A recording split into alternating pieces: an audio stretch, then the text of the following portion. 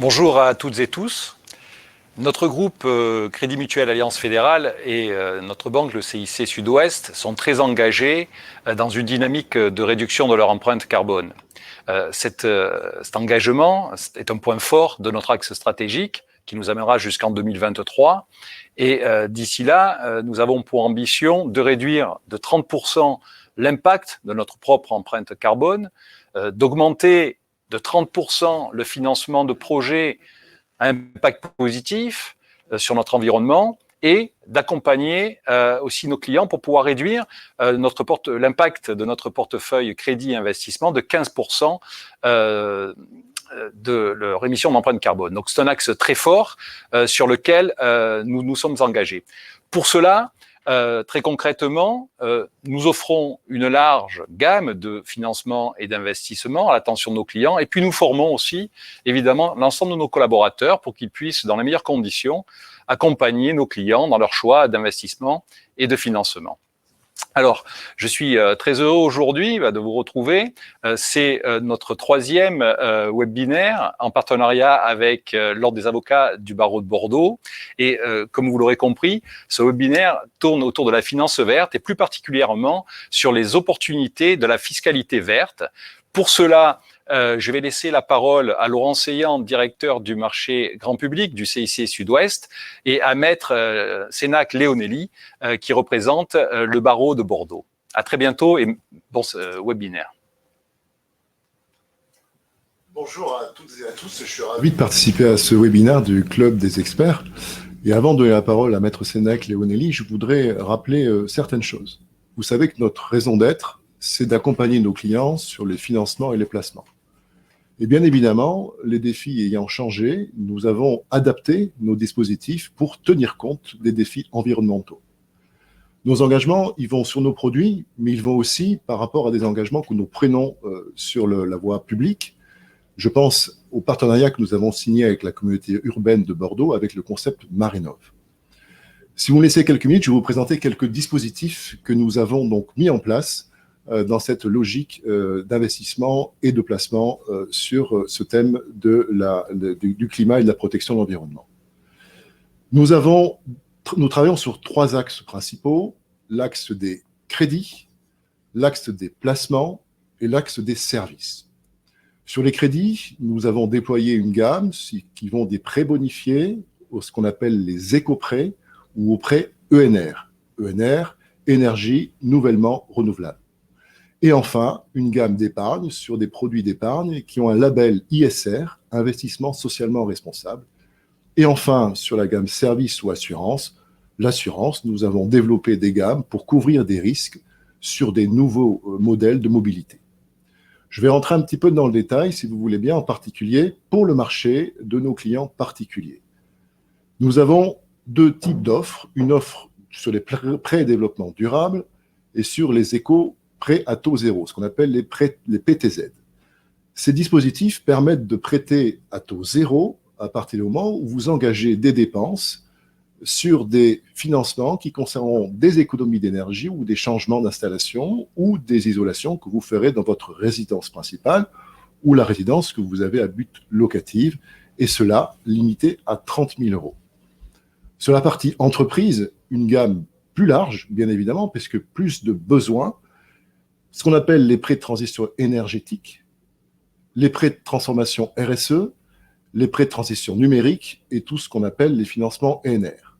Sur les financements ESR, il s'agit tout simplement de faire un lien entre le taux du crédit et l'effort que l'entreprise va faire pour son investissement en tant que RSE. Sur les prêts de transition numérique, il s'agit de mettre en place des financements adaptés pour aider l'entreprise à l'accompagner de changer son modèle économique vers plus de digital. Et enfin, sur les financements ENR, nous avons sur le territoire un certain nombre d'experts qui sont là pour participer massivement au financement qui concerne du photovoltaïque, de la méthanisation, voire des parcs éoliens. Voici sur la partie crédit. Sur la partie épargne et services, épargne, je vous cite un exemple, qui est le livret d'épargne pour les autres, un produit qui a beaucoup de philanthropie, puisqu'il vous permettra de réserver la possibilité de verser les intérêts de votre projet d'épargne auprès d'associations de votre choix. Et enfin, sur la gamme des moyens de paiement, une carte bancaire qui vous permettra à chaque transaction de décider de reverser une partie, un supplément de votre transaction vers une association pour faire un don, et ceci, bien évidemment, avec un reçu fiscal pour vous, puisque ce sont des opérations qui donnent droit à une réduction fiscale. Voilà, en quelques mots, ce que nous sommes capables et ce que nous avons déployé avec nos clients. Maintenant, je pense que je vais passer la parole à Maître Leonelli pour la partie expertise, et je vous donc laisse la parole. Merci. Donc, bonjour à tous, je suis avocat spécialisé en droit fiscal et donc je vais tenter d'essayer de vous éclairer sur les différentes mesures fiscales et plus particulièrement les mesures incitatives fiscales qui existent à date aujourd'hui.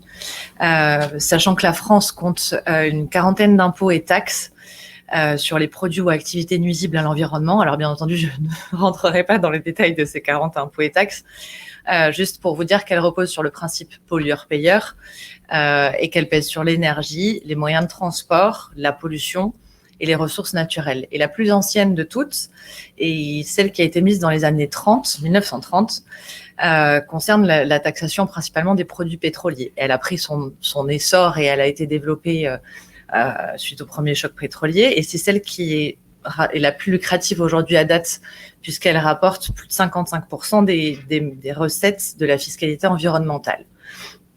Il y a aussi les taxes sur les activités polluantes, qui est apparue plus tard. Mais parallèlement à toutes ces taxes, les pouvoirs publics ont également instauré d'autres leviers fiscaux qui visent à inciter des comportements écologiques et en octroyant des crédits d'impôt. Donc, j'ai tenté de regrouper ma liste à la Prévert, enfin mon inventaire à la Prévert, qui est non exhaustif, autour de deux axes, la fiscalité verte des particuliers et ensuite la fiscalité verte des entreprises. Donc, on envisagera d'abord la suppression du crédit d'impôt pour la transition énergétique, qui a été remplacé par des aides financières. Pour ensuite, donc, juste rappeler que le taux de TVA est réduit sur certains travaux, et donc évoquer tout un tas de mesures en fiscalité des particuliers. La première, donc, qui est nouvelle, à savoir que des dépenses de travaux d'équipement en faveur de la transition énergétique qui étaient supportées par les ménages depuis le 1er janvier 2005, donc on parle d'une mesure qui était assez ancienne, permettait donc aux particuliers d'obtenir un crédit d'impôt. Chaque année, le champ et les modalités d'application de ce crédit d'impôt étaient modifiés pour encourager et orienter les dépenses des ménages pour installer des équipements qui répondaient au mieux aux objectifs d'économie d'énergie et de développement durable. Mais ce dispositif, cette niche fiscale, a été au fur et à mesure rabotée, puis placée sous condition de ressources, et elle a finalement été supprimée. Donc depuis le 1er janvier 2001, et du coup, ce qui est un avantage pour les avocats fiscalistes qui n'auront plus à remplir des déclarations d'impôt de leurs clients avec la facture, savoir dans quelle case il faut la mettre, ça n'existe plus. La seule mesure crédit d'impôt qui existe encore aujourd'hui pour un particulier repose sur la mise en place donc de dépenses d'acquisition et de pose de systèmes de charge de véhicules électriques. Il est effectivement possible donc de faire installer dans son domicile principal et dans sa résidence secondaire des systèmes de charge qui sont limités à un système pour une personne seule et à donc un deuxième lorsqu'on est marié ou qu'on a une imposition commune. Et le montant du crédit d'impôt s'élève à 75% des dépenses dans un plafond de 300 € par système. Ce qui fait que ce crédit d'impôt peut atteindre au maximum 1 200 € pour un couple qui installerait 2 systèmes dans chacune de ses résidences principales et secondaires. Donc, c'est pas neutre, mais c'est pas non plus très conséquent. Voilà. Donc, la fin de ce crédit d'impôt a été remplacée donc par des aides financières qui sont désormais donc principalement regroupées autour du système de MaPrimeRénov', qui est une aide à la rénovation calculée en fonction des revenus. Donc, depuis le 1er janvier, elle est ouverte aux propriétaires occupants et également aux syndicats de copropriétaires qui engageraient des dépenses avec un objectif de gain écologique. Et à partir du 1er janvier 2011, cette mesure MaPrimeRénov' sera également ouverte aux propriétaires bailleurs. Donc, il y a un simulateur qui est très bien fait sur un site public qui est www.faire.gouv.fr, qui permet de savoir, en fonction des revenus de la personne, dans quelle catégorie on rentre et si on a droit ou pas à ces aides. Il y a ensuite les certificats d'économie d'énergie qui sont ouverts aux propriétaires occupants ou bailleurs, mais aussi aux locataires. Ça résulte d'une obligation qui a été mise à la charge de grandes entreprises fournisseurs de gaz, d'électricité et des acteurs de la grande distribution ayant des stations à essence et des enseignes pétrolières pour les inciter donc à proposer des primes et des prêts bonifiés ou des diagnostics gratuits pour aider à réaliser des économies d'énergie. Et si ces grandes entreprises ne respectent pas leurs obligations, elles subissent de lourdes pénalités. Donc, vous l'aurez compris, elles ont tout intérêt à favoriser la mise en place de ces certificats d'économie d'énergie. Elles sont accessibles sans condition de ressources, donc contrairement à MaPrimeRénov', et elles consistent à des coups de pouce, comme ils les appellent, donc en fonction de la nature des travaux que vous allez engager, pour l'isolation des toits et des planchers, pour les remplacements des chaudières charbon ou fioul, pour le remplacement d'équipements de chauffage, d'anciens convecteurs électriques. Vous l'aurez compris, donc des travaux qui permettent d'améliorer l'efficacité énergétique du logement et qui sont dans une optique développement durable et favorable au climat. Il existe également donc l'éco-prêt à taux zéro qui, lui, est sans critères de ressources et le programme Habiter mieux de l'habitat, qui là, on revient à des conditions de ressources et à des conditions également de logement, puisqu'il faut que les logements aient plus de 15 ans. Donc, vous l'aurez compris, si à l'avenir, vous souhaitez faire des travaux de rénovation dans votre logement, que ce soit votre résidence principale ou une résidence que vous donnez en location, il vous faudra examiner d'abord, en fonction de la nature du logement, des caractéristiques techniques des matériaux que vous comptez installer et en fonction de votre situation, de vos revenus, si vous pouvez prétendre à une aide, voire à plusieurs. Et là encore, je vous renvoie au site du ministère de la Transition écologique et solidaire qui a mis en place, donc la DME, qui a mis en place un guide qui expose chacun de ces dispositifs et vous indique si vous rentrez ou pas dans les conditions d'octroi de ces aides. Donc rapidement, le taux de TVA réduit qui est donc à 5% pour certains travaux et qui concerne les travaux d'amélioration de la qualité énergétique des locaux d'habitation qui sont achevés depuis plus de 2 ans. Ça consiste à donc réduire le taux de TVA qui est déjà réduit pour les travaux, mais là, vraiment à un taux faible, à condition que les travaux que vous effectuerez, donc de pose, d'installation et d'entretien des matériaux, rentrent dans les critères qui sont très normés et qui sont basés sur des performances minimales de réduction d'énergie, de consommation d'énergie, et bénéficient également de ce taux réduit, donc non seulement les travaux de pose et d'installation en eux-mêmes de ces dispositifs, mais également les travaux induits qui sont indissociables quand ils résultent de réfection des matériaux en question. En revanche, si vous procédez à la construction ce qu'on appelle la construction d'un immeuble neuf ou une augmentation de la surface plancher de plus de 10%, le taux de TVA réduit ne rentrera pas dans ce cas particulier. Ensuite, en matière de fiscalité et de travaux qui pourraient ouvrir droit à des réductions d'impôts, j'ai voulu vous faire un point sur les dispositifs Pinel et de Normandie qui ne sont absolument pas nouveaux mais qui ont été prorogés. Alors, rapidement, l'achat de locaux de logements destinés à la location peuvent permettre d'ouvrir droit à des réductions d'impôts. Concernant le dispositif Pinel, ça concerne donc des logements situés dans des communes classées par arrêté dans des zones géographiques qui caractérisent un déséquilibre important entre l'offre et la demande. Logements neufs en l'état futur d'achèvement ou que le contribuable fait construire, pour qu'il puisse rentrer dans ce dispositif, il faut qu'il réponde à la réglementation thermique RT 2012 et qu'il respecte donc un certain nombre de normes limitant la consommation d'énergie. Et pour les autres logements, donc anciens, réhabilités, il faut qu'ils répondent à d'autres labels, Rénovation 2009, BBC 2009, ou alors qu'à l'issue des travaux, au moins 2 des 4 catégories aient été rénovées, pardonnez-moi. Donc, isolation de toiture, des murs, des fenêtres, du système de chauffage ou du système d'eau chaude. Quant au dispositif Normandie, lui, il est ciblé sur des communes dont le besoin de réhabilitation de l'habitat du centre-ville est particulièrement marqué. Alors concrètement, dans le giron de notre département, ça concerne par exemple la ville de Libourne, de Villeneuve-sur-Lot, de Bayonne, de Pau, de Dax ou de Mont-de-Marsan. Et là encore, il y a des critères très, très restrictifs puisqu'il faut que, à la suite des travaux qui seront réalisés, des normes soient satisfaites, à savoir diminution de la consommation conventionnelle d'énergie primaire après travaux d'au moins 20% quand il s'agit d'habitat collectif et 30% quand il s'agit de résidences, de logements individuels, et que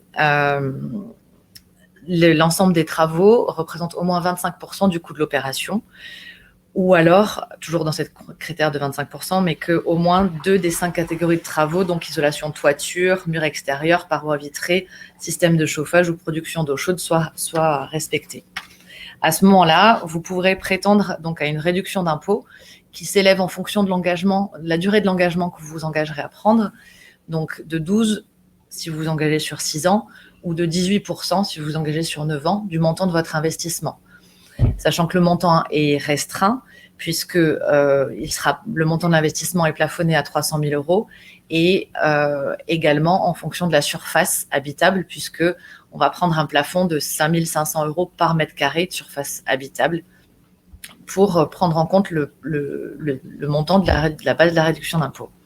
Il faut surtout faire attention au fait que, une fois que vous avez acheté ce logement et que vous vous engagez à le louer, il doit répondre à des conditions de montant de loyer et aussi à des conditions de locataire. C'est-à-dire que vous ne pouvez louer qu'à certains locataires si vous souhaitez bénéficier de cette réduction d'impôt. Je vous ai donné une petite illustration pour donc la zone de Bordeaux, donc pas pour le dispositif de Normandie, puisqu'on ne peut pas situer à Bordeaux, mais pour même un bien qui se situe par exemple à Bayonne, et vous ne pourrez louer pas plus cher que 9,13 euros au mètre carré par mois, charges non comprises, et votre locataire, s'il s'agit d'un couple, ne pourra pas avoir un revenu fiscal de référence supérieur à 41 772 euros. Il faut savoir que les souscriptions aux parts de SCPI, donc 95% du produit, servent exclusivement à financer l'un de ces investissements, peuvent également ouvrir droit à réduction d'impôt. Je peux me permettre, oui. On parle de Bayonne uniquement ou de l'agglomération de Bayonne? Parce que Bayonne, c'est Anglette, Biarritz, c'est que Bayonne. Pour moi, c'est que Bayonne, Dax, Mont-de-Marsan, Villeneuve-sur-Lot, Libourne. C'est vraiment la ville, c'est pas l'agglo. Merci. J'en profite pour vous dire que vous pouvez poser des questions lors du webinaire, de manière à ce qu'on puisse vous répondre à l'issue de notre intervention. Excusez-moi, Maître, de vous avoir interrompu. Il n'y a pas de souci. Merci. Donc, j'évoquerai ensuite donc, les possibilités d'obtenir des réductions d'impôts et qui ont une optique, qui peuvent avoir une optique socialement responsable, puisqu'en fait, il existe une possibilité de réduire ces impôts en souscrivant au capital de société ou soit au capital initial, soit à des augmentations de capital, mais également quand on souscrit au capital en numéraire, à des fonds de placement dans l'innovation ou à des fonds d'investissement de proximité, ainsi qu'au capital ce qu'on appelle des ESUS, des entreprises solidaires d'utilité sociale et des entreprises foncières. La réduction d'impôt est égale à 18% en principe, sauf que là, exceptionnellement, jusqu'au 31 décembre 2021, la réduction d'impôt est égale à 25% du montant des versements effectués, dans une limite de 50 000 euros pour les personnes qui sont célibataires, veuves, divorcées, ou de 100 000 euros pour les personnes soumises à une imposition commune. Donc, autrement dit, vous souscrivez au capital d'une société qui peut avoir donc dès lors qu'elle s'inscrit dans un investissement socialement responsable, qui consiste à intégrer des critères environnementaux et sociaux d'une réduction d'impôt, donc jusqu'à 25% du montant indiqué, et le reliquat pouvant être reporté sur les années d'après. Vous pouvez donc joindre, j'ai envie de dire, l'utile à l'agréable, c'est-à-dire bénéficier d'une réduction d'impôt et en même temps agir pour l'environnement. Il est également possible de réaliser des investissements forestiers et de bénéficier de réductions ou de crédits d'impôt. Donc, on permet également, donc c'est jusqu'au 31 décembre 2022 que ces dispositions à date sont ouvertes. Elles permettent aux personnes physiques qui, dans le cadre de la gestion de leur patrimoine privé, donc réalisent des opérations d'acquisition ou de travaux dans des espaces forestiers. En ce qui concerne les acquisitions, ça vise les terrains en nature, de bois et de forêt, ou les terrains nus à boiser. Et à ce moment-là, on peut bénéficier donc d'une réduction d'impôt sous certaines conditions, puisqu'il faut que les acquisitions n'excèdent pas 4 hectares, qu'elles permettent d'agrandir une unité de gestion pour porter sa superficie à plus de 4 hectares. Mais elles imposent également des engagements de l'acquéreur, puisqu'il faut qu'il conserve les terrains pendant au moins 15 ans et leur appliquer, pendant cette même durée, un plan de gestion agréé par un centre régional de la propriété forestière. La réduction d'impôt concerne également les souscriptions ou acquisitions en numéraire de parts de groupements forestiers ou de sociétés d'épargne forestière, qui ont pris l'engagement de gérer pendant 15 ans les bois et les forêts dont ils sont propriétaires. L'avantage fiscal est accordé au titre de l'année de réalisation de l'investissement. Il est égal à 18% du prix d'acquisition des terrains ou du prix d'acquisition ou de souscription des parts. Seulement 60% de ce prix pour les parts de sociétés d'épargne forestière. Le montant des dépenses retenu est retenu dans un plafond annuel de 5 700 € pour une personne célibataire et de 11 400 € pour les personnes mariées ou pacsées soumises à une imposition commune. Donc, acquisition, réduction d'impôt. Donc, travaux, à ce moment-là, ouvrent droit à un crédit d'impôt. Les travaux forestiers, donc toujours réalisés par des personnes physiques, ouvrent droit à un crédit d'impôt, à condition qu'ils soient effectués dans une propriété constituant une unité de gestion d'au moins 10 hectares, d'un seul tenant ou d'une propriété regroupée au sein d'une organisation de producteurs. Les personnes physiques, là encore, doivent s'engager à conserver la parcelle jusqu'au 31 décembre de la 8e année suivant celle des travaux et à appliquer pendant la même durée l'une des garanties de gestion durable prévues par le Code forestier. L'avantage fiscal est là encore de 18% du montant des travaux, qui est porté à 25% pour les adhérents d'une organisation de producteurs et pour les membres d'un GIEEF. Le montant des travaux est retenu dans un plafond qui est différent du premier, qui est de 6 250 € pour une personne célibataire et de 12 500 pour les personnes mariées soumises à imposition commune. Je souhaitais également attirer votre attention sur le fait que l'ensemble des mesures fiscales dont je viens de parler, donc que ce soit les crédits d'impôt ou les réductions d'impôt, sont soumises à un plafonnement global qu'on appelle plafonnement des niches fiscales, puisque on ne peut bénéficier de réduction d'impôt qu'à hauteur d'un certain plafond qui est fixé à 10 000 € par an. Par personne soumise à une imposition commune. Donc, voilà, surtout, avant d'effectuer un nouvel investissement ou de vous prévaloir d'une réduction d'impôt, veillez à étudier auparavant votre affiche d'impôt pour vous assurer que vous n'allez pas avoir une réduction d'impôt qui ne serait pas utilisable du fait de ce plafonnement. Il existe également, donc pour les particuliers, à l'initiative de l'employeur, ce qu'on appelle le forfait mobilité durable. C'est assez nouveau, c'est donc sur initiative de l'employeur, dans l'objectif d'encourager le recours à des transports plus propres et moins coûteux, de permettre aux entreprises de prendre en charge les déplacements domicile-travail de leurs salariés, effectués donc au travers de certains moyens de transport, comme le vélo électrique ou mécanique, la voiture dans le cadre du covoiturage, les engins de déplacement personnel donc en location ou en libre service, comme les trottinettes ou les vélo électrique, le transport en commun et tout autre service et moyen de mobilité partagé. Et à partir du 1er janvier 2022, normalement, on inclurait également les trottinettes électriques personnelles dans ce dispositif. Le principe est le suivant. L'employeur donc prend en charge dans un plafond de 500 € ses dépenses et cela permet aux salariés de ne pas être imposés sur le plan de l'impôt sur le revenu, ni d'être soumis aux cotisations sociales à hauteur de ce forfait mobilité durable. Il peut être mis en place, donc soit ça dépend des conditions la taille de l'entreprise, mais donc c'est soit dans un accord d'entreprise ou interentreprise, soit par un accord de branche, et à défaut, il est possible de recourir à une décision unilatérale de l'employeur après consultation du CSE s'il y en a un. Ensuite, un petit focus sur les malus automobiles, puisque il a été étendu et est renforcé. Il existe aujourd'hui donc le malus automobile qui est fondé sur les taux d'émission de CO2. Donc, le seuil d'émission a été rabaissé et baissera encore dans les années à venir.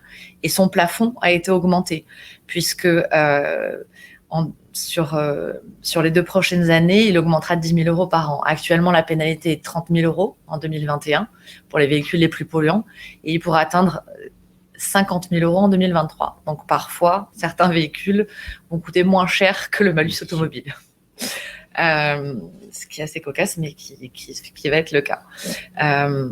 Et parallèlement donc, à ce malus fondé sur le taux d'émission de CO2, il va être mis en place à partir de l'année prochaine un malus en fonction du poids du véhicule, qui sera de 10 € par kilo pour les véhicules de plus de 1,6 tonnes. Donc, avec, là encore, puisque rien n'est jamais simple en matière fiscale, des abattements, en fonction si on est dans une famille nombreuse, on va y avoir des réfactions de 200 kilos par enfant, au-delà de 3 enfants. Bon, passons. Il y aura, en tout état de cause, que ce soit pour le premier et le deuxième malus, des exonérations, bien entendu. Pour le malus fondé sur les émissions de CO2, vous l'aurez compris, c'est de pénaliser les véhicules polluants. Donc, les véhicules exclusivement électriques ou hydrogène ou qui combinent les deux ne subissent pas ce malus fondé sur les taux d'émission de CO2. En revanche, le malus poids, qui sera mis en place à partir de l'année prochaine, ne concernera pas les véhicules donc exonérés dont je viens de parler, ainsi que les véhicules hybrides rechargeables dont l'autonomie en tout électrique est supérieure à 50 km.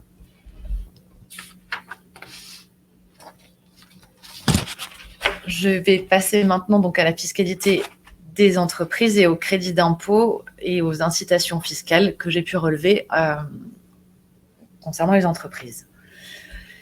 Il y a depuis donc le 1er janvier un nouveau crédit d'impôt qui est éphémère, qui est lié aux investissements que peuvent réaliser les petites et moyennes entreprises dans le cadre de dépenses de travaux d'isolation thermique ou d'installation de systèmes de chauffage, de refroidissement ou de ventilation des bâtiments à usage tertiaire, dont les entreprises sont propriétaires ou locataires et qu'elles affectent à l'exercice de leur activité industrielle, commerciale, artisanale, libérale ou agricole, à condition que le bâtiment, soit achevé depuis plus de 2 ans. Donc, sont visées les dépenses engagées entre le 1er octobre 2020 et le 31 décembre 2021.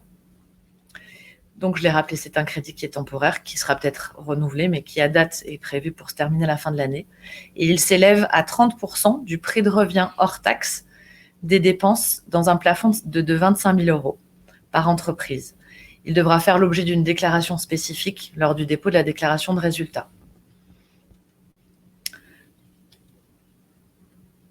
Sont concernées par ce dispositif toutes les entreprises qui sont imposées d'après leurs bénéfices réels, mais également certaines entreprises exonérées, comme les entreprises nouvelles, les JEI, et les entreprises industrielles en difficulté ou situées dans les ZFU.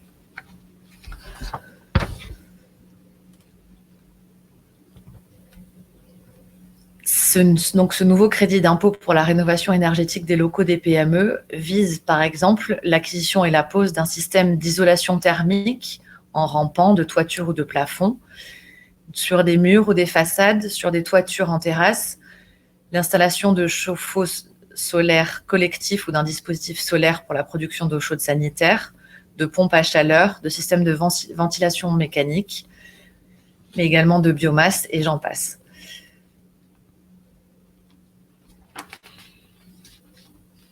Donc, au-delà de ce crédit d'impôt, il existe en matière fiscale des dispositifs qu'on appelle suramortissement. Alors, ça consiste à permettre aux entreprises de déduire, au-delà de l'amortissement classique qu'ils sont autorisés à faire quand ils procèdent à l'acquisition d'un bien dans le cadre de leur activité, de déduire un montant supplémentaire. Et dans le cadre de ces investissements pour favoriser, les investissements peu polluants, j'ai relevé trois investissements qui peuvent permettre donc un suramortissement. Les entreprises qui relèvent d'un régime réel d'imposition peuvent ainsi déduire de leurs résultats imposables un pourcentage qui est compris entre 20 et 60%, vous le verrez sur le slide d'après, de certains véhicules affectés à leur activité, qu'on appelle des véhicules peu polluants, ou véhicules utilitaires en l'occurrence dans le slide. C'était une mesure qui était initialement réservée aux poids lourds, pour inciter les poids lourds à utiliser un moyen d'énergie moins polluant. Et depuis peu, cette mesure est également ouverte donc, à tous les véhicules utilitaires dont le poids total autorisé en charge est supérieur ou égal à 2,6 tonnes et qui utilisent exclusivement une ou plusieurs énergies comme le gaz naturel, le biométhane, l'hydrogène, la combinaison gaz naturel et gazole, le carburant ED95 ou B100 et l'énergie électrique, bien entendu. Donc,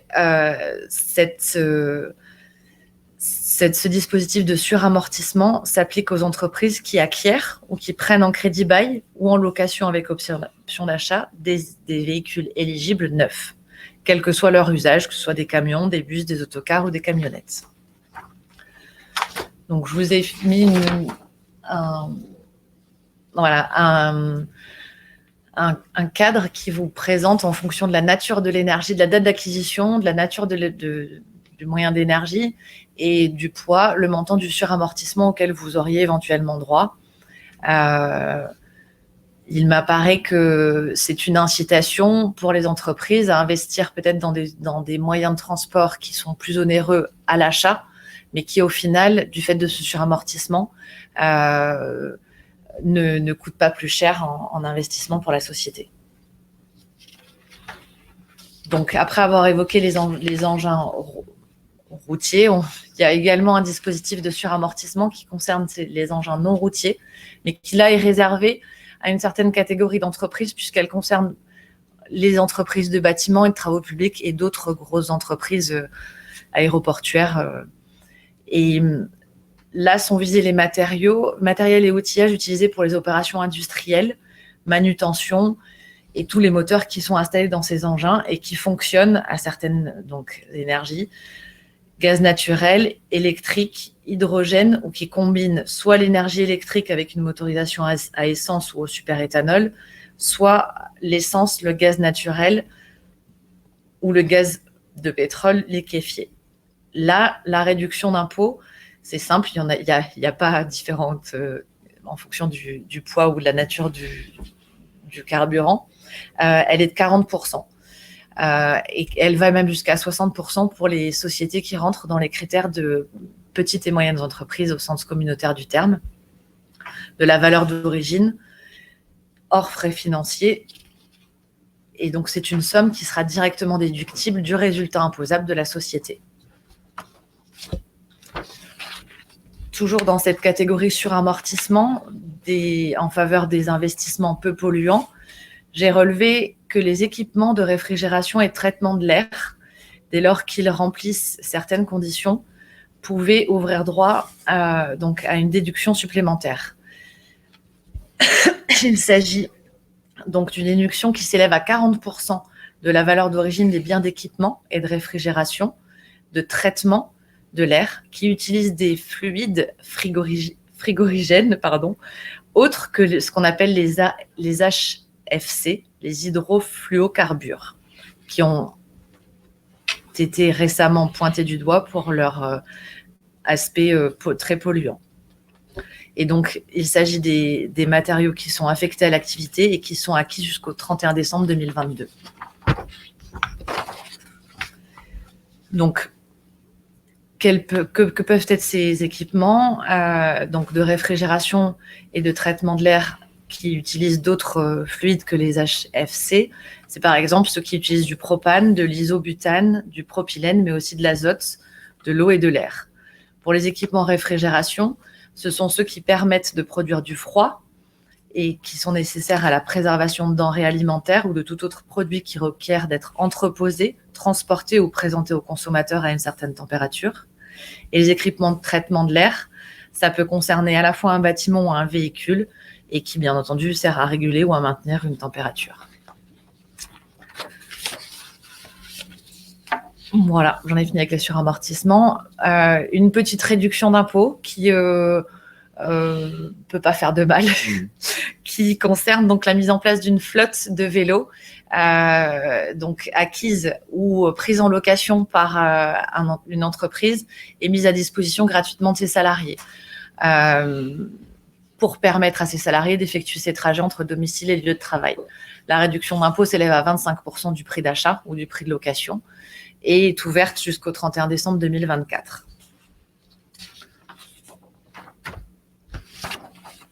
Enfin, je ferai un petit focus sur donc la taxe sur les véhicules de société, puisque c'est une taxe qui est payée par les entreprises dès lors qu'elles utilisent, qu'elles sont propriétaires ou qu'elles utilisent au-delà d'un certain nombre de kilomètres des véhicules de ce qu'on appelle de tourisme, et qui sont soumises à cette taxe qui s'appelle en abrégé la TVS, qui a deux composantes. Le premier tarif qui est établi en fonction du taux d'émission de CO2 et selon la puissance administrative du véhicule, et un second tarif qui dépend de la date de mise en circulation et de son type de carburant. Je ne rentrerai pas dans les détails parce qu'on se perdrait, et déjà que je pense que comme ça, c'est pas très... Voilà. Mais l'intérêt, c'est quoi? C'est de voir que certains véhicules en sont exonérés et que là encore, ce qui est privilégié, ce sont bien entendu, donc, pendant une durée limitée, certains véhicules hybrides qui combinent donc à la fois l'électrique ou l'hydrogène et une motorisation à essence, ou alors qui combinent l'essence ou le superéthanol avec le gaz. Et l'exonération devient permanente, donc du premier des deux tarifs, dès lors que les véhicules n'émettent pas plus de 60 grammes de CO2 au kilomètre. Et le second tarif, donc, qui concerne le type de carburant, bien entendu, les véhicules électriques, exclusivement électriques, en sont exonérés, et ceux qui fonctionnent exclusivement à l'hydrogène également, et ceux dont une source d'énergie est combinée à l'électrique ou à l'hydrogène.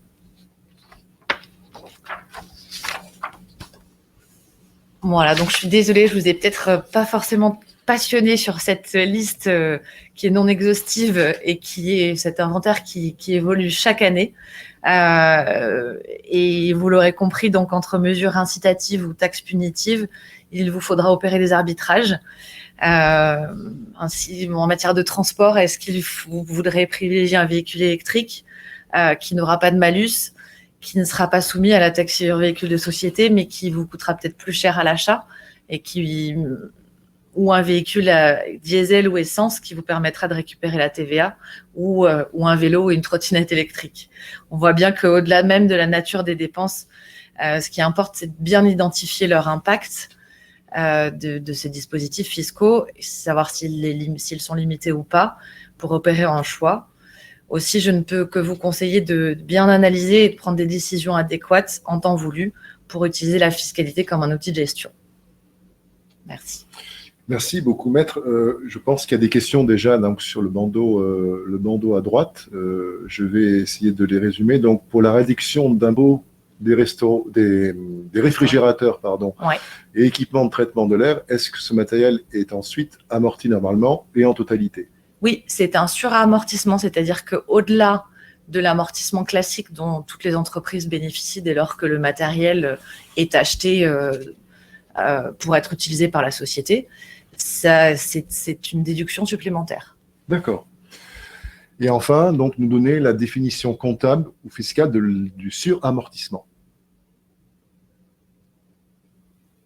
Alors, définition comptable. Mais en fait, c'est un amortissement supplémentaire Voilà, qui. Alors après, je suis pas comptable, donc je pourrais pas vous dire en quel compte ça doit se passer. Non, mais c'est ça. Mais disons qu'au-delà de l'amortissement classique, qui se déduit chaque année, on va pouvoir déduire un montant supplémentaire, lissé de manière linéaire, c'est-à-dire que je sais plus dans l'exemple des 40% alors peut-être pas celui-là parce que ça concerne que les entreprises de bâtiment, mais sur le tableau que j'ai cité pour les utilitaires, par exemple, ça monter jusqu'à plus de 20%. Voilà. 20% de plus. Donc en fait, si vous voulez, on prend 20% du prix d'achat du véhicule. Si c'est un véhicule qui s'amortit sur 5 ans, on va lisser ces 20% sur 5 ans qui viennent s'ajouter à l'amortissement initial. Exactement. Voilà. C'est ça, je suis bien d'accord. Alors, nous avons comme question aussi, est-ce qu'il y a des avantages financiers ou fiscaux pour l'achat d'un véhicule d'occasion moins polluant qu'un véhicule déjà possédé par un particulier? Pas à ma connaissance. Pour moi, ça repose sur le neuf. Mais moi je pense aussi, l'avantage financier que je vois, c'est que si vous financez un véhicule électrique, là oui, nous, on a par exemple une gamme de financement en pré-auto, sur les véhicules électriques où effectivement les conditions financières, les taux sont moins élevés qu'un véhicule classique, pardonnez-moi. Et même débat pour l'assurance. L'assurance d'un véhicule électrique sera moins onéreuse pour vous, à peu près de 15% de moins qu'une assurance d'un véhicule classique. Et ça, c'est l'engagement qu'on a pris au niveau du groupe de favoriser et d'aider en termes de tarifs tous ces investissements qui sont donc à vocation, on va dire, d'aide énergétique. Et nous avons ensuite une question. Ce dispositif est-il valable pour les PME locataires comme propriétaires? Alors, lequel? Je pense que c'est un dispositif fiscal en équipement, de... Pour les suramortissements, ça dépend de la nature des... pour moi, si c'est une location avec option d'achat, alors, en ce qui concerne le premier suramortissement que j'ai évoqué, pour ne pas dire de bêtises, je reprends mes notes. Donc, pour les véhicules peu polluants, donc supérieurs à 2,6 tonnes, pardon, ça concerne les véhicules qui sont acquis, pris en crédit bail ou en location avec option d'achat. Mais ça ne concerne que les véhicules neufs. D'accord. Voilà. Après, pour les engins non routiers, c'est la même chose. Et en ce qui concerne les équipements frigorifiques, à ma connaissance, c'est la même chose aussi. Nous avons une question aussi encore sur le suramortissement, et en particulier le suramortissement des équipements de traitement de l'air. Concerne-t-il la qualité de l'air ou uniquement la régulation ou la température? De la température, pardon. Pour moi, c'est la régulation. C'est pour réguler ou maintenir une température. Voilà, c'est pas pour filtrer l'air. Voilà, enfin, c'est pas pour. C'est bien évidemment pour rationaliser la température, pour qu'elle soit la mieux adaptée possible et la moins énergivore, je suppose. Ouais. Bien, y a-t-il d'autres questions? Alors, réfrigérateur et non restaurateur. Ça, je crois qu'on a répondu à toutes ces questions. Moi, j'en avais une, maître. Sur ces questions-là, est-ce que tous les dispositifs fiscaux que vous avez abordés, ils sont aussi valables pour les copropriétés? Comment ça se passe quand on est en copropriété? Les copropriétés qui décident de faire des travaux, on va dire, en termes d'énergie, est-ce que chacun a un avantage fiscal par rapport à ça? Alors, par rapport aux premières dépenses dont j'ai parlé, il y a effectivement, pour tout ce qui est MaPrimeRénov', depuis le 1er janvier, la possibilité de faire bénéficier la copropriété en elle-même qui va engager des dépenses qui seront ensuite répercutées et prises à charge par chacun des contribuables. En revanche, je ne vous cache pas que je ne me suis pas interrogée, comme les aides MaPrimeRénov' dépendent du montant des revenus de chacun. Je ne sais pas concrètement comment ça sera assis, puisque chaque personne dans l'immeuble ayant forcément des revenus différents, ça sera... Je ne sais pas. Ça, j'en sais rien. Bon, c'est déjà très bien que les copropriétés puissent en bénéficier. Mais par principe, oui, c'est ouvert aux copropriétés. Et on a parlé donc résidence secondaire, c'est aussi, fiscalement, on a des avantages pour une résidence secondaire. C'est uniquement la résidence principale. Fiscalement, sur le plan fiscal, aujourd'hui, les mesures d'installation, par exemple, d'un système de charge de véhicules électriques concernent à la fois la résidence principale ou secondaire. D'accord. Ensuite, les autres dispositifs qui ne sont plus des dispositifs fiscaux mais des aides sont pour certains ouverts effectivement aux résidences qu'on donne en location. Ou en revanche, à ma connaissance, pas pour les résidences secondaires. C'est pour la résidence principale ou la résidence qu'on donne en location. Voilà. Entendu. Je pense que nous avons terminé. Ben écoutez, maître, je vous remercie beaucoup. Merci à vous. Pour ce webinaire et puis je vous souhaite une bonne fin d'après-midi et à très bientôt. Merci à vous aussi. Au revoir.